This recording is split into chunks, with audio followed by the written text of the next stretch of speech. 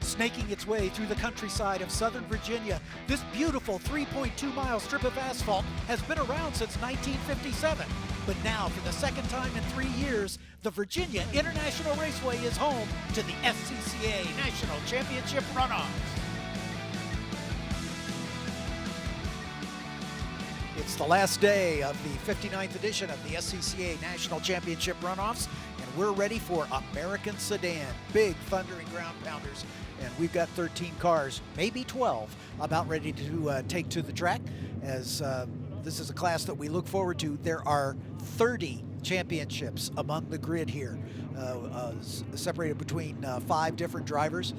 So it is chock-a-block with all sorts of front runners, but one of them potentially with a bit of an issue. John Heinrichs had a motor expire in his car during qualifying the final day on Thursday, and the rumor has it that they did not have a spare, but perhaps Hayward Wagner, when we talk to him down on the grid, will have an opportunity to give us some scoop on whether Mr. Heinrichs is in the field. But there's no other shortage of other talent that could take this race right down to the wire.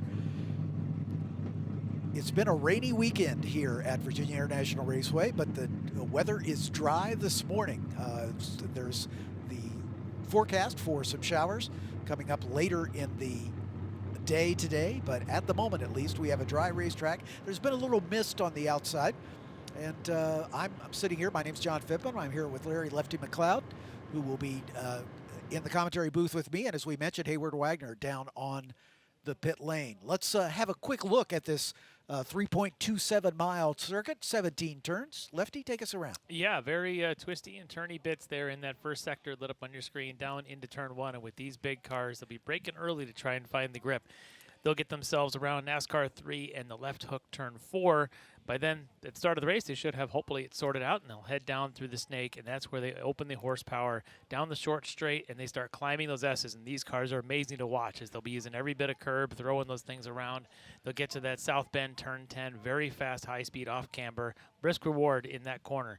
They'll get down to the far end, the south end there, where the old oak tree used to be, and probably the most critical corner on the course. Turn 12 leads them on to the back straight. Lots of passing opportunities at the end of there as they come up to the roller coaster 13 through to 16. And then finally the famous hog pen, always treacherous, and if it gets a little missed, could be dangerous. Very treacherous. It's been the site of a lot of incidents here throughout the course of the weekend. We've got Hayward Wagner down on the pit lane, and he's got some scoop for us, I'm sure. Hayward, good morning. Morning, gentlemen. The big news at the moment is that John Heinrichs is a no-show. They had a mechanical issue earlier in the week. They've actually packed up and gotten on the road, so we will not see the multi-time national champion in this class. Who we will see, another multi-time national champion, Kurt Rezzetano on the front row on the pole. Kurt is basically driving a T2 car made legal for American Sedan. They have not done the full motor development.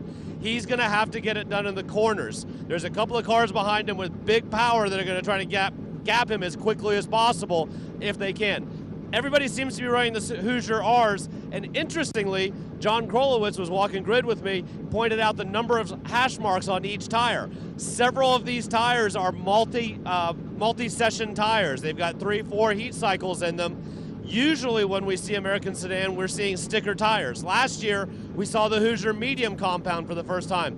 Everybody here is on the R, so the tire game, very consistent, but a little bit unusual.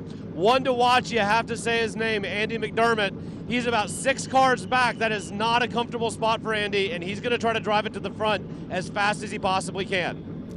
Thanks, Hayward, and you have confirmed what we suspected, that 16-time champion John Heinrichs, the most champions of any active driver, sadly not able to answer the bell, and his car won't be in the field. I had some engine issues during qualifying earlier in the week, and I just didn't have a spare to drop in and focused on the other races that he was qualified for. So unfortunately, the Sedan race is going to suffer, but there's plenty of talent still to go around. No question at all. Let's introduce the drivers to you. As you can see, the field leaving the false grid as they make their way around behind the safety car to get this 15-lap or 40-minute race underway. Starting in row numbers 7 alone is the 117 of Andy Schneidermeyer out of Florissant, Missouri in the St. Louis region in his Camaro.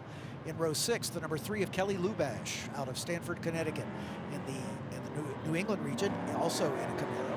Next to him is the 15 of Kyle Gilbert from Janesville, Wisconsin in the Blackhawk Valley region in a Chevy Camaro. Philip Waters is a driver who can win the super sweep with a victory here. He'll have an uphill struggle as he's starting from outside of row 5 in the number 77 out of Grand Prairie, Texas, and the Texas region, also in a Camaro. Next to him in that 5th row is the 47 of Mikhail Butenko out of San Francisco, California, the San Francisco region. He's in a Ford Mustang. Outside of row 4 is where John Heinrichsey would have been. The 6-time champ will not be in the field.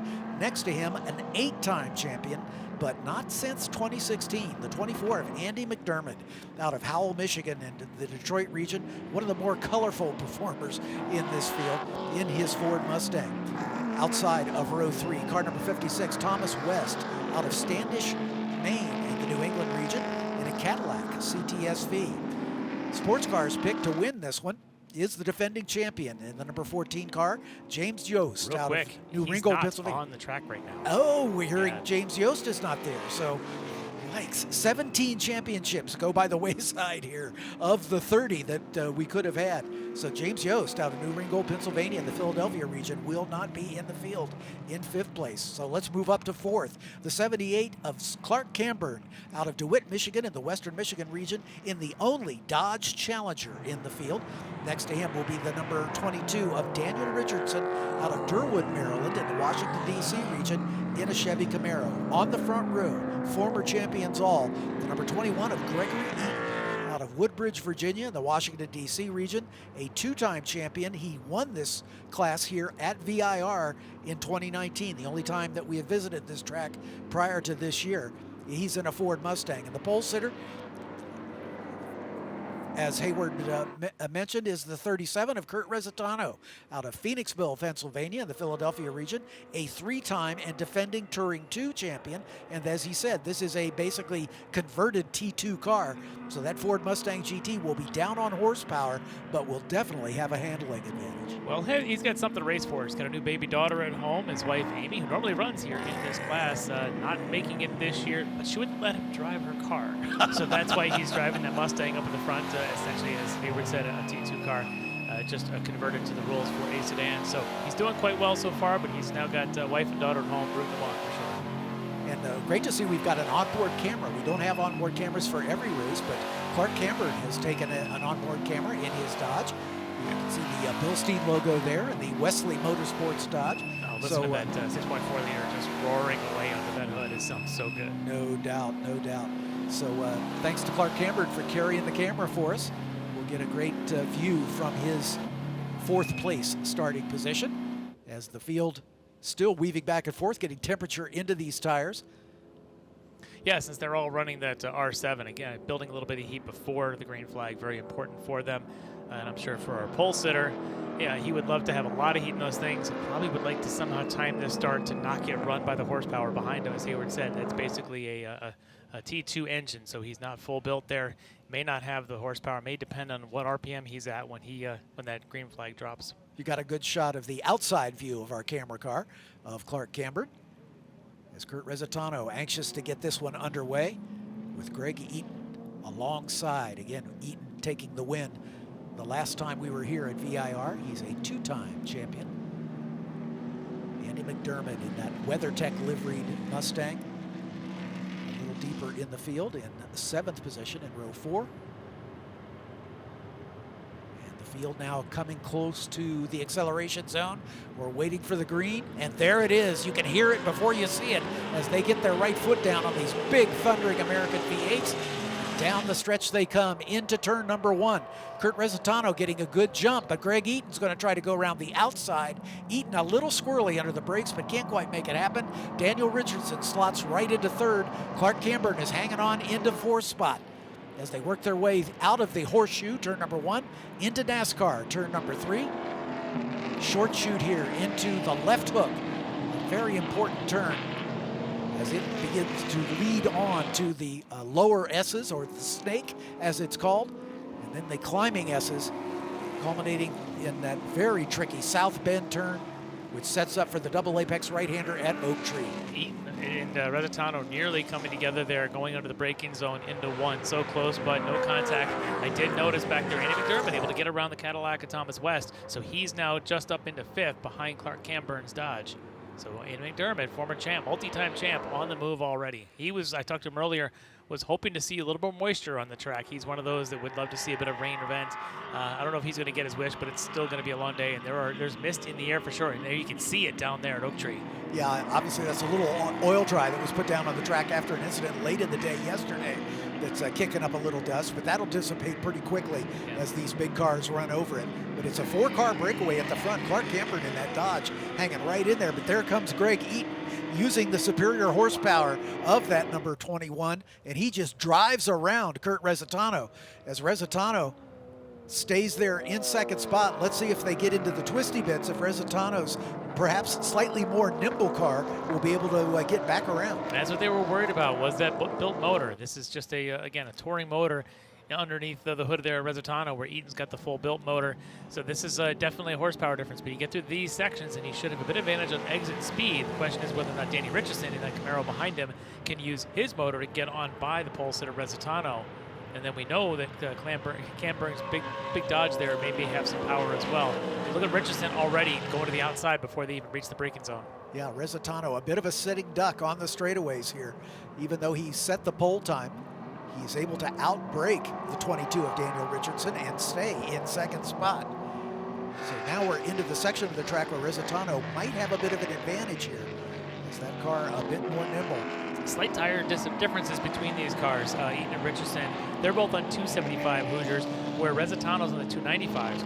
Cambern back there with the biggest car in the field at nearly 3,800 pounds. He's on 315, so he's got more tire under him, but he's got to lug a lot more weight around with him as well.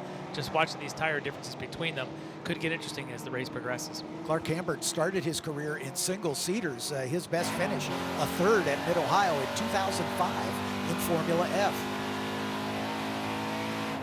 As we ride along with Clark Cambern in the Wesley Motorsports Dodge through the climbing S's into South Bend. As they say with American Sedan, every corner becomes a real corner. Where some of the low horsepower cars, I'm sure the old Formula V, a lot of this stuff wasn't really much of an event, but for these guys, every time you go to turn the wheel, it's a real corner.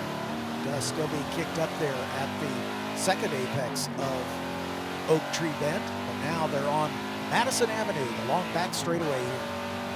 Once again, Kurt Rezzetano still in second spot. He wasn't able to repass. Let's see if Daniel Richardson might have something for him here. Same, almost a replay of what we saw with Greg Eaton, but Richardson not quite enough top end speed to be able to make the pass. So Rezzetano, I think, maybe a little bit of a cork in the bottle right now, as Greg Eaton getting away at the front. And these two big A sedans, the Camaro and the Challenger, perhaps bottled up behind Rezzetano, looking for a way around. Yeah, a little bit. In fact, Richardson's trap speed there, about 4 or 5 miles an hour faster than Rezzetano, with a little bit of draft helping that as well.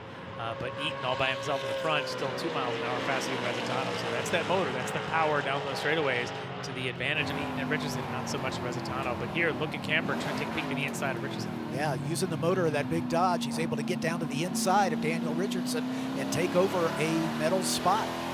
So Clark Cambern up into the bronze medal contention now, as he takes over the third spot. Now he can set his sights on Kurt Rezzetano and see if he can use the superior horsepower of that big Dodge. And again, he's on those 315s. Probably took a little bit more to heat those things up. Now here working third lap, might be comfortable with what he has. Felt comfortable going to the brakes deep against Richardson. So now we'll see if he's got anything to try and catch Rezzetano and make this a 3-car train to the front, because right now that gap, about a second or so between second and third. Rezzetano obviously closing right up there in the twisty bits from turn 1 all the way through the end of the climbing S's. But is that enough of an advantage? Cambern staying off of the curves, and Rezzetano using every ounce of them there in that 37, that gray Mustang. You can see him just a little bit of brake lock, by the way, but he's going to make a move here and try to really handcuff the exit speed and contact. Oh, a little bit of a nudge there, and they both go off, and that's going to put Clark Cambern in the lead of this motor race. Daniel Richardson alongside him. Eaton gets back on. Rezzetano has still not rejoined, as we've got another car off. I wonder if we've got a little mist on the track, as we've got a battle for the lead. Clark Cambern side by side with Daniel Richardson. Richardson's going to be a little later on the brakes. That big heavy Challenger is going to be a little tougher to slow down. And Richardson takes over the lead. They're getting word for sure that even at turn 4, it's misting. So I imagine down at that south tower it could be as well. Yeah, although yesterday we did see differences in the amount of rain. Look at this, they come around Hog Pen, but they might now be getting missed. That's got to be a very different corner than it was just 3 laps ago. Yeah, exactly right. And it's been a real trouble spot for a lot of drivers, as we're going to get a replay here.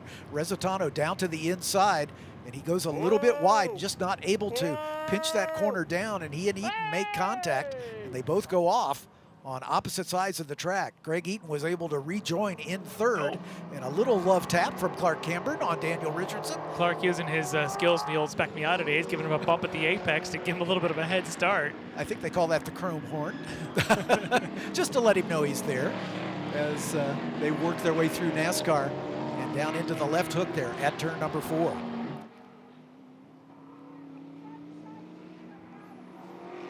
We're getting word that Rezzetano's car may be broken and not going to continue. Oh, man.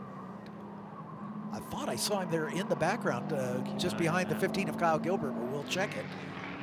That's the 77 of Philip Waters. Kyle Gilbert right behind him in the 15 car, excuse me, as they're battling for 7th position. Rezzetano is behind this battle. When he came across, he did complete race lap number 3, so he hasn't retired to the paddock at this moment. Yeah.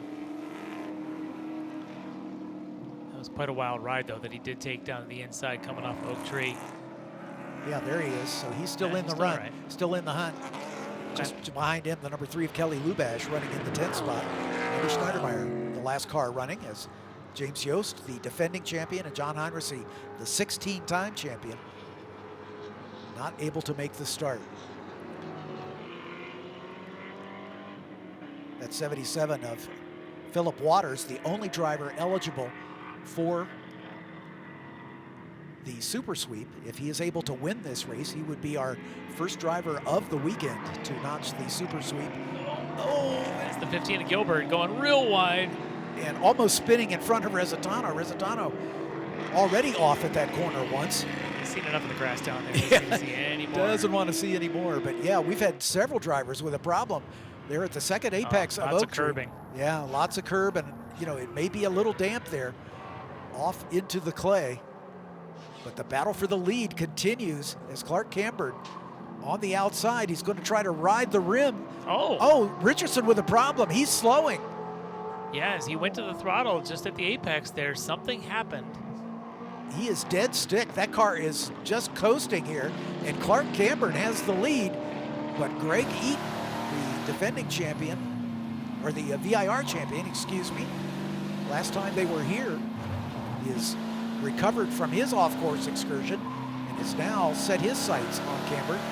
But the Wesley Motorsports Dodge, through the lower S's, able to straight line that as much as possible under the bridge. Great to have this onboard camera. We don't get it every race.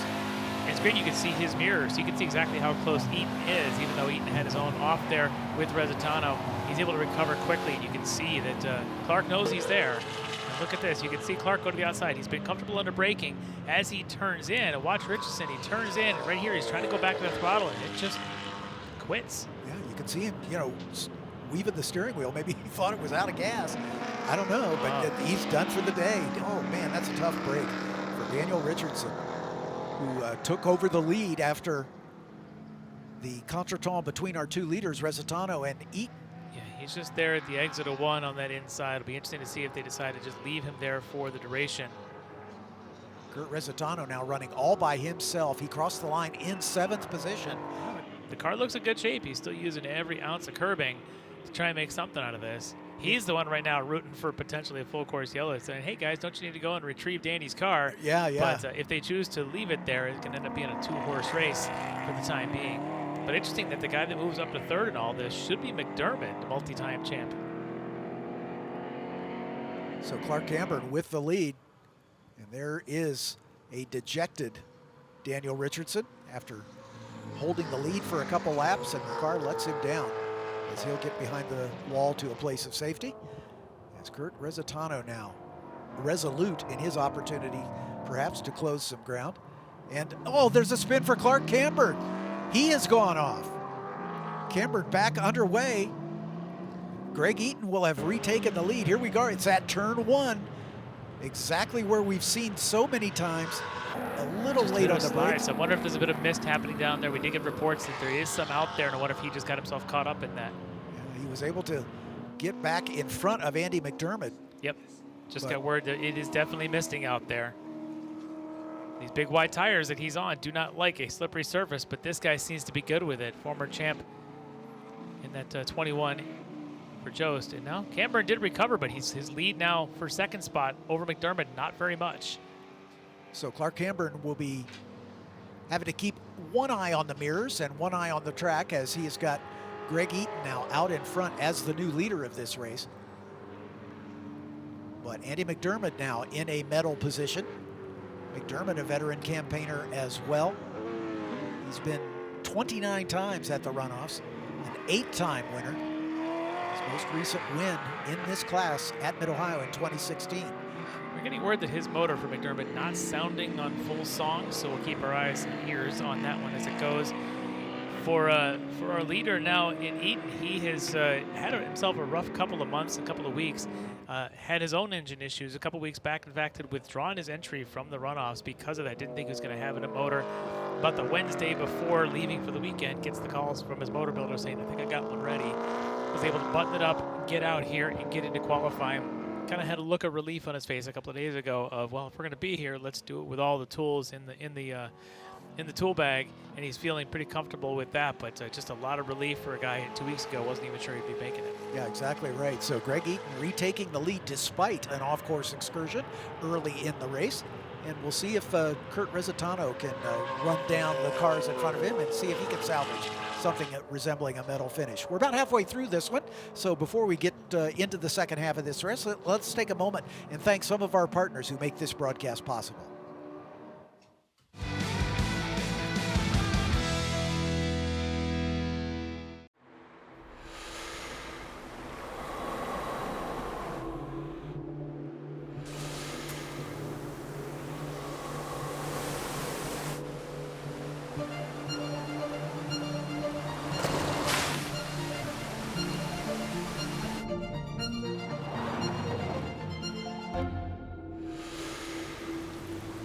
Introducing the first ever Mazda CX-50.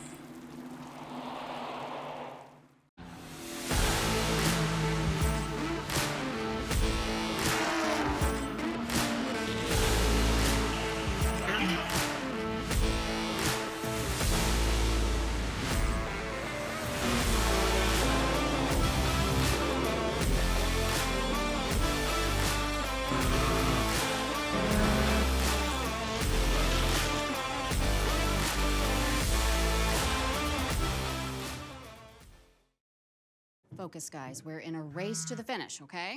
Here's where the rubber meets the road. Have these initiatives moved the needle, like, at all? Well, let's shift gears a minute. We're really kind of at the apex here.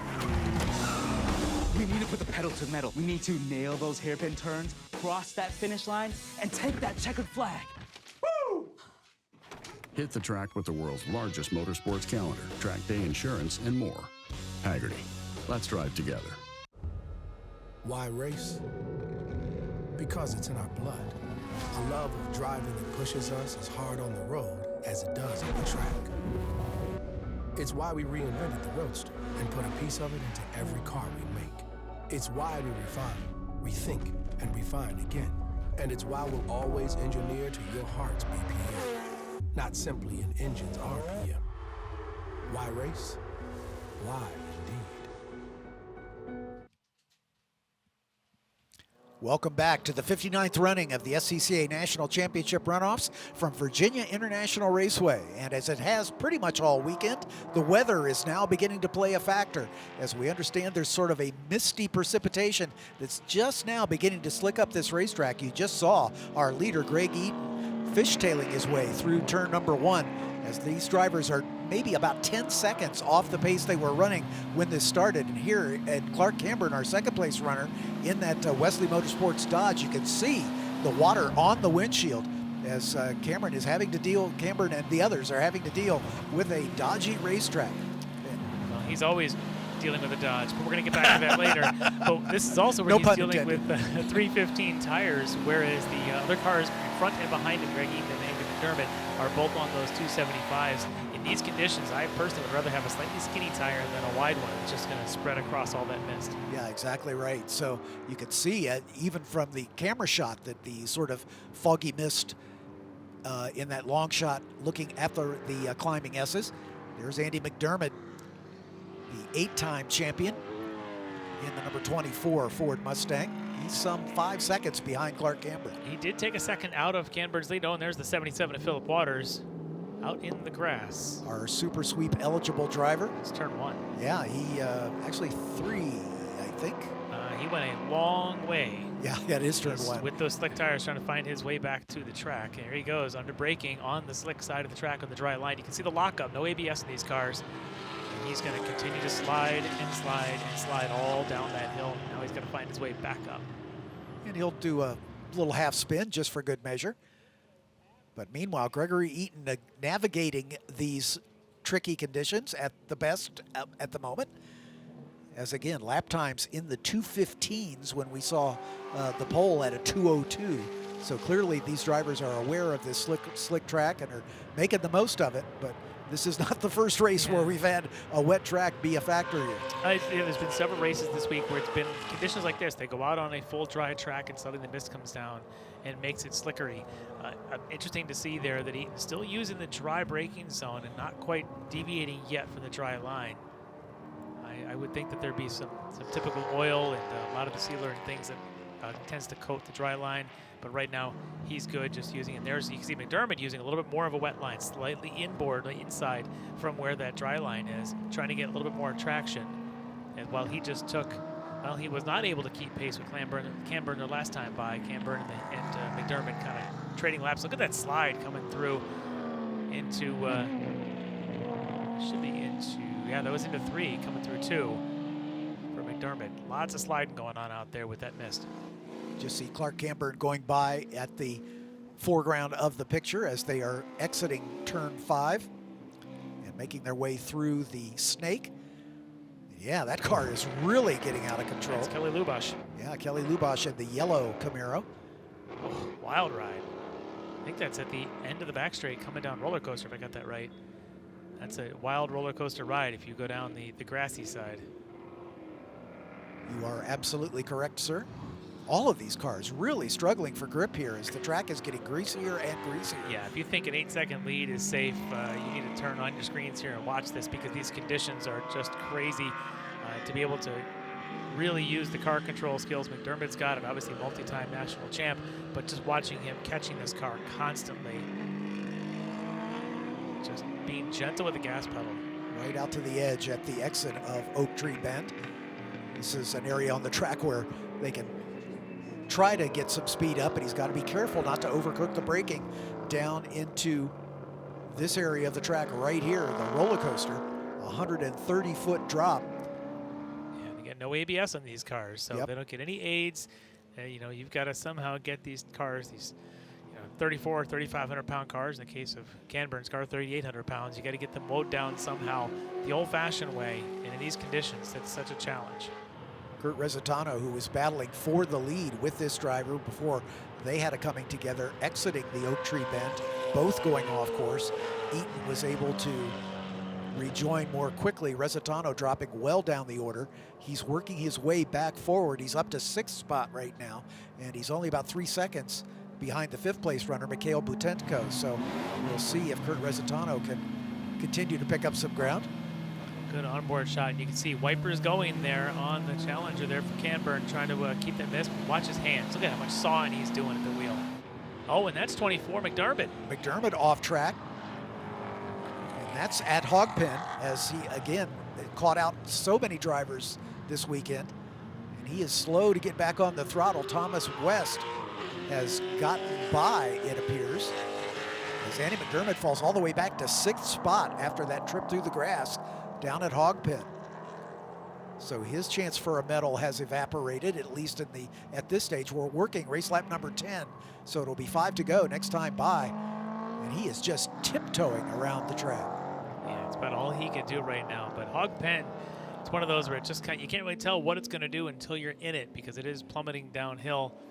So we get a good shot of Thomas West in his Cadillac. Very, very cool car here in American Sedan. Now in the medal positions, but Kurt Rezzetano closing quickly on Thomas West. Yeah, Rezzetano, the quickest car on the track right now, 2:21 last time through. It's about a second and a half faster than anybody else out there. And Clark Cambern running in second in that Dodge Challenger was a second faster than the leader, Greg Eaton. So Cambern navigating these slick conditions a little better. But Rezzetano, cue the shark music, the Jaws music, as you will. He is coming quickly on the back of Thomas West. These are the kind of conditions that seem to be coming to Rezzetano. Really seems to be comfortable out there. Look at it, making that move. That's a replay of the move that he made on Eaton, and the two of them came together right about here. Rezzetano spinning off to driver's right, Eaton off to driver's left.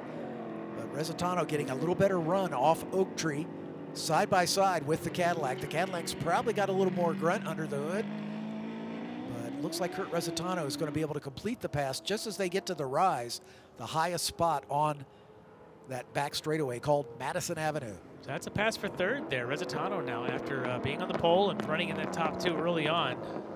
Wow, really using the rain line there at the start of the roller coaster. Yeah, having to be careful. Rezzetano has driven in these wet conditions earlier, a couple races earlier in this weekend, so he certainly knows where the rain line is. Oh, that's a lot of curb. Yeah, and you could see it got him squirrely, but he was able to catch it. Yeah, he uses a lot of curb in a lot of places around here, but coming down the roller coaster, entering hog pen, probably not the one you want. You hit that curb and it's slippery, and there's a bit of a dip at that apex. Car gets all upset, and that's not what you need in these conditions. Rezzetano across the line in third. He's 22 seconds behind Clark Cambern, so with only 5 laps remaining, it's going to be a tall order for him to catch him. But in these conditions, don't count anybody out. Yeah. All it takes is a tiny mistake. Look at him as he's trying to get the power down. All it takes is a tiny mistake to end up where Daniel Richardson is. Yeah, he's you watch that car control, the throttle control, and maybe this is a good time to have a motor that's maybe not quite as peaky as some of the other guys out here with their full built motors. This might be a little bit easier, a little more elastic on the throttle to be able to control it through some of these corners. Yeah, that's absolutely right. You know, we call the rain the great equalizer, and it certainly takes away any horsepower advantage because you can't get the power to the ground. The horsepower doesn't mean anything in these kind of conditions. It bodes well to have a nimble race car. If he's got a disadvantage, he's got a little fatter tire than the Sedan cars. So that on a damp track is not necessarily the best idea. But our leader, Greg Eaton, maintaining his advantage. And on that last lap was able to claw some of that interval back from the Wesley Motorsports Dodge Challenger of Clark Cambern. Just as it looked like Clark was able to close down a bit, he's going to lose a couple seconds as Eaton getting a little more comfortable with these conditions. Yeah, but still you can see his hands moving quickly to continue to catch that car. Constantly working. The mental strain and the physical strain in these conditions, you almost can't even describe what these guys are going through to try and focus on every single braking point, every apex, just trying to keep the car under them. Throttle control, brake control. They're working very hard to keep this thing going. All while going fast enough to keep your competitors behind you. So it's a tall order for sure. As Greg Eaton accelerating under the starter's flag to complete race lap number 11. 4 to go. As Kelly Lubash, the 9th place car, goes a lap down to the leader. And Greg Eaton, despite the fact that he has been off track and fell back in the early going. Clark Cambern, the 2nd place runner, in turn 1 right now. Out on that wide line, not sure that down there there's a whole lot of better than somewhere else line. It's all pretty greasy down there. Clark, look at it. Look at all the corrections he's having to make as he's constantly chasing the car through NASCAR. He's closing down on the 9th place runner, Kelly Lubash. Lubash in that yellow Camaro out in front.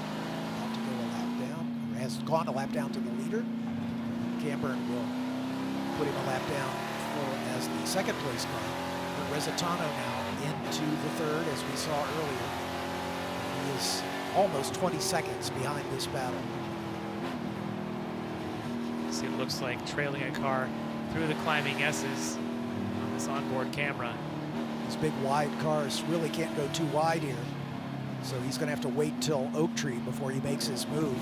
Lubash can't just disappear. I'm sure he's being shown some blue flags. There he goes. Cambern able to get down to the inside. Lubash giving him a point as they work their way through that double apex right-hander. Clark Cambern dancing on the throttle, dancing on the steering wheel. Doing a great job. Those Bilstein shocks being put to good use here in these damp conditions. Yes. Eaton continues to motor around this place, and with every corner again, just kind of tiptoeing. You just watch him. Does actually get to the apex this time, but just the throttle control, trying to keep that thing pointing in the right direction. The micro twitches, if you really get a good look at this car, are pretty intense. Here's the battle between Mikhail Butenko in the 47 and the 56 of Thomas West in that Cadillac CTSV. Butenko closing in quickly. He was about 5 seconds back when they started this lap, and he's right there on the tail now of West for that 4th position. West looks to have a little more straight line speed in the Cadillac, as Butenko not able to get the power down to the ground. But under braking, Butenko able to close back up in that 47 car. This is the battle for 4th position. Yeah, I wonder if West had a bit of an issue somewhere on that previous lap. Sector times quite a bit slower, mostly in the, let's see if I got this right, mostly in the 1st and 2nd sector both, but about 3 seconds of that was in that 1st sector. He may have had some issues down at turn 1 or even at 3 to let Butenko close that gap. Well, Butenko said his personal best speed trap speed on that last lap, so. The mist must have slowed down a little bit. Their pace is, for everybody, picking up a little. They were hovering in the 223, 224. Now, the last time through, Eaton, Cambern, both in the 220s. Rezzetano, a 214. So there's definitely some pace out there now as the mist may have subsided just a bit. Yeah, Rezzetano, the quickest car on the racetrack. In the background of that shot, you just got a glimpse of Andy McDermott. He's about 6 seconds behind this battle. And on that last lap, not quite the same pace as Miguel Butenko, but a little quicker than Thomas West. So we'll see if West can close the deal here and get and hold off Butenko, or if Mikhail can close the deal, I should say. There's Andy McDermott as he goes through the snake under the Michelin Bridge, and our commentary position just there off camera's left. Yeah, one of these battles here, if this goes at all side by side, you're going to see an Andy McDermott try and use that opportunity. So he's lurking back there, just kind of watching these two and seeing if they play nice. Running out of laps, though. We're working race lap 13. There'll be 2 to go when the leader crosses next time. Rezzetano is flying out there. He's in certain sectors as much as 2 seconds faster than our leaders, and he's in 3rd. He's got about 14 seconds to catch Cambern, and without some help, he's not going to get there, but he's going to make it interesting, as is Butenko here, trying to catch the draft. You can see the Cadillac just kind of motoring away. Yeah, a little more under the hood for Thomas West in the CTSV, as Butenko able to do all his work, as here comes Rezzetano, the fastest car on the racetrack. But he has got a big mountain to climb as he's 13 seconds behind Clark Cambern. Yeah, for Kurt's a bit of what would have been with that pass that he was side by side with Eaton going through Oak Tree. If they were able to recover even just a little bit more quickly, perhaps he would have been able to be in this fight, because he's by far the fastest car on the track. That time by a 2:10. The next quickest, Cambern, 2:14. Next quickest, Eaton, 2:17. So he's 7 seconds faster on that lap. Rezzetano is, our leader, Greg Eaton. As we say, with just 2 laps left. And Cambern closing now to within 5 seconds, because he picked up 3 on the leader with these 2 laps left. If he does that again, we could have a race on our hands for the checker. There's a shot. You can see Cambern closing quickly on Eaton. Yep. Climbing the S's here. Cambern using all the curbs, that car getting almost airborne as it comes through the S's. That very tricky south bend. It's a real pucker corner in any kind of car, and especially these big guys. Oh yeah, it's a bravery corner compared to any racetrack. It's right up there with the kink at Road America. Yep. You know, in terms of what it takes, precision and bravery all combined. That's the leader out in front. You can see through the windshield of the Wesley Motorsports Dodge. Cambern a second quicker through the 1st sector on this lap than Eaton, but another second quicker in the 2nd sector than Eaton. So he's They pick up, looks like close to the 2 seconds if they can keep this up. And Eaton now catching up with some lap traffic. This again is going to play into Cambern's hands. Completing race lap 14 next time by, which means the white flag will be in the air. Eaton with a little traffic having to contend with. That Schneidermeyer that Eaton's trying to get around, and he does. So for Cambern, he'd love to catch him as they come off a hog pen, and he can be in full song without having to even hesitate or lift. Looks like he's going to get his wish. Let's see what the timing difference is. They go across the stripe up here. It was just under 5 seconds a lap ago. See the white flag flying from the starter stand. Clark's got it down to 2.6 seconds. It's doable. It is at the pace he's been going at a second per sector. We could see a nose to tail by the time we get to roller coaster on this last lap. Greg Eaton negotiating NASCAR as he works his way on the final lap to the left hook at turn 4. So you got Eaton, who didn't even have an engine 2 weeks ago, and Cambern driving a brand new car, and I think it's probably his 3rd race weekend I think he's had out here with it. So a lot of uncertainty between these two to get here. And look, there's Rezzetano in the camera shot. Because he took 4 seconds out of these guys his last time by. He needs about 6 though to catch them, but oh, this is going to be tight. Oh yeah, these guys are getting closer and closer together. And on the final lap, Kurt Rezzetano throwing everything he can at it. Eaton has responded, maintaining pace through the first sector here. Only 0.2 faster for Cambern over Eaton. All it takes though is a little miscue here, or leaving the braking a little bit too late for the roller coaster, going a little bit too wide, coming down the hill into hog pen, and it can all go pear-shaped. Clark Cambern closing, closing, closing. There's Kurt Rezzetano, all 3 in the same camera shot as we're coming to the checkered flag. Rezzetano took about almost 2 seconds out of them in the first sector, takes another 1.5 seconds or so in the second, but I don't know if it's going to be enough, as Eaton already now entering roller coaster. On the way down the hill. A couple of left-handers here, and then the right-hander at hogpen. Cambern getting ever closer. Eaton just has to negotiate this turn without incident and get on the throttle. And his 3rd national championship may be in his grasp. Clark Cambern closing, closing as they come to the line, but it's not going to be enough. Greg Eaton's going to take the win. Clark Cambern comes home with a medal, his best ever runoffs finish. And what a recovery drive for Kurt Rezzetano. Oh. The 3-time champion comes home with the bronze medal. Oh, if this race for one more lap. Oh, it would have been a dandy. Yeah, Greg Eaton saying, no, no, no, this was good. 15's enough. And look at this log jam. There's the 56 of Thomas West leading. Now Andy McDermott, Butenko back into 6th spot. So Andy McDermott's recovered for a top 5, the 8-time champion in his own right. Closing for the 4th spot, but Thomas West going to be able to hold on as the CTSV will take 4th place honors. Andy McDermott, again, a recovery drive after an off here at turn 1. Able to get back up into 5th spot. Mikhail Butenko, after a great drive, running down Thomas West, unfortunately was closed down by the 8-time champion, Andy McDermott, and he'll have to settle for 6th. Kyle Gilbert will finish in 7th. Kelly Lubash, the first car, actually Gilbert is the first car a lap down. Kelly Lubash finishing in 8th. Andy Schneidermeyer in 9th as the last car running. Philip Waters and Daniel Richardson retiring. Clark giving a bit of a wave to all the workers here going by, appreciating the work that they do to be out there and allow these races to go on. But Greg Eaton, a fantastic race for him.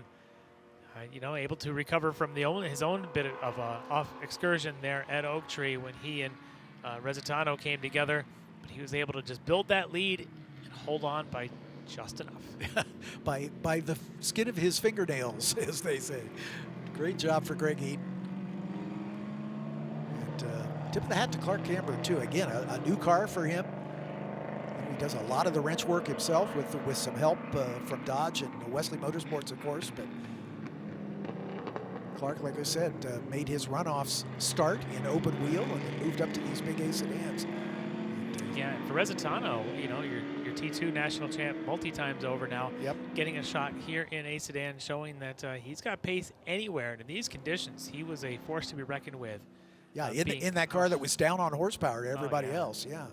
So that's a great job for Kurt Rezzetano. Another Phoenix driver with lots of car skills. Exactly. He's got a plethora of them over there. Yeah, and if that car's got Phoenix on it, you can guess it's pretty well prepared. They've got some of the best drivers in their fleet as well. I was talking to Joe earlier. You know, they're all his sons at this point. Oh, sure. He's adopted them all, and he feels lucky he's got such great drivers in the field. Yeah, Joe Aquilante, and he's the scion of that legacy at Phoenix, the Philadelphia Mafia, if you will. As our top three making their way into the pit lane. Awaiting them is the third member of our broadcast team, Hayward Wagner, and he'll have interviews with all of our medal finishers.